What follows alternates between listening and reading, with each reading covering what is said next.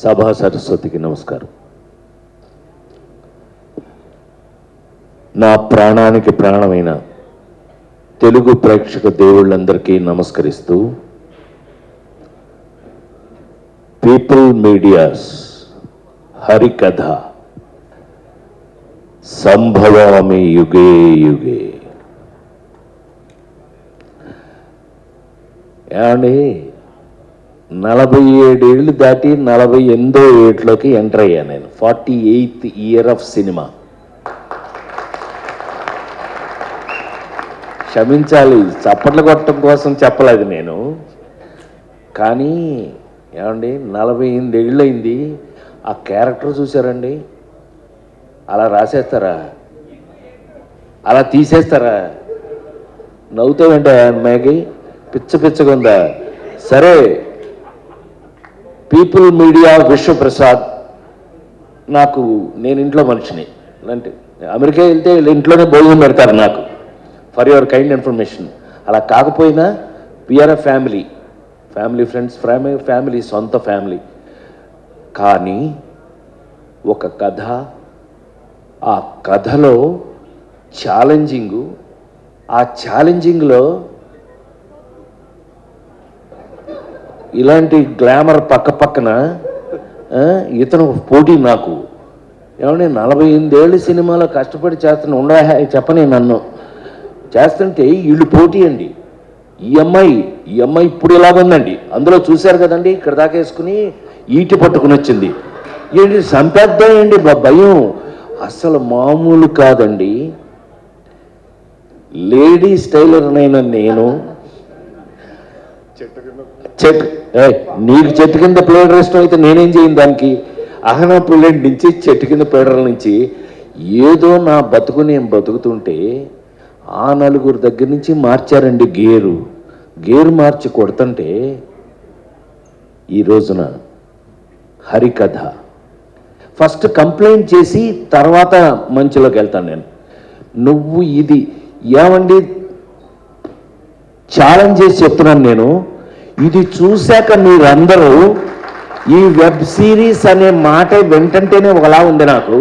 ఇది చూశాక ఇది థియేటర్లో ఎందుకు రిలీజ్ చేయలేదు మీరు అని మీరందరూ నన్ను తిట్టకపోతే నా పేరు మార్చి వేరే పెట్టుకుంటా. సత్యంగా చెప్తున్నాను, నాకు ఇప్పటికీ నమ్మబుద్ధిగా అట్లా. హరికథ టీవీ ఏంటంటే, సారీ టు సే, సినిమా ఇంటికి వచ్చేసింది. థియేటర్ నుంచి సినిమా ఇంటికి వచ్చేసింది. నౌ సినిమా ఇంట్లోనే ఉంది. అలా తీసుకుంటే కనుక ఇంటికి వచ్చేసిన సినిమాకి ముఖ్యంగా కావాల్సిన విషయం కంటెంట్.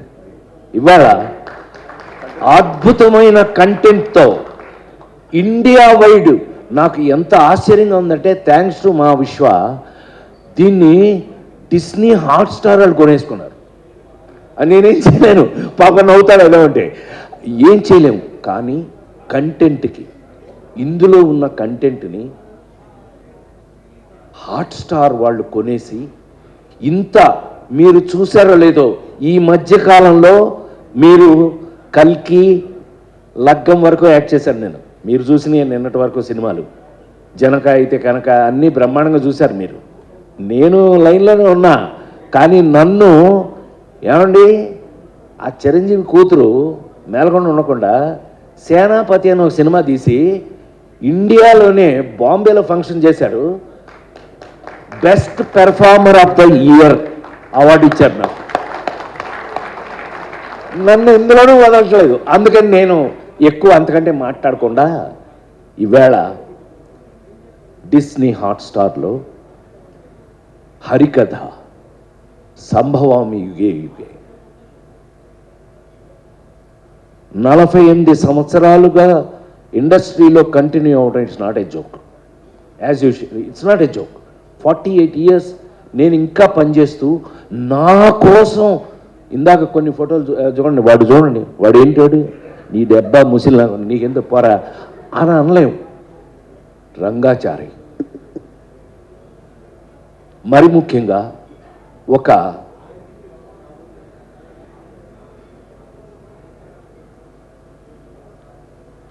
నాకున్న అదృష్టం అనే అనాలి. ఎందుకంటే ఆ నలుగురు సినిమా అప్పుడు ఒక మాట చెప్పాను నేను, నాకన్నా నాకు వచ్చిన అవకాశం గొప్పది.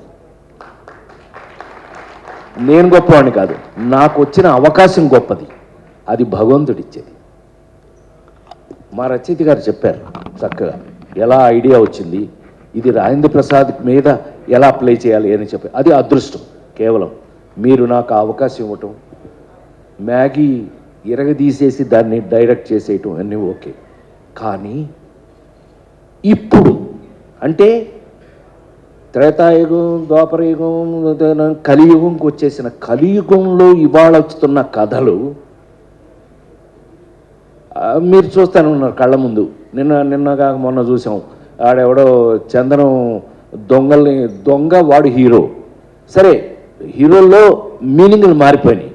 నాకున్న అదృష్టం ఏంటంటే 48 సంవత్సరాలుగా I'm such a different hero. నీదే చెప్తుంటావు కదా, నాకు చిన్న ఫ్యాన్లేండి, చెప్తుంటావు కదా, అదే పెద్ద ఫ్యానే. సమాజంలో మన చుట్టూ ఉన్నటువంటి ఏమండి లేడీ స్టైల్ రాడు హీరోనా, సన్నాసి అప్పులప్పారావు హీరోనా, పేకాటి పాపారావు హీరోనా, ఏప్రిల్ దొంగ వాడు హీరోనా.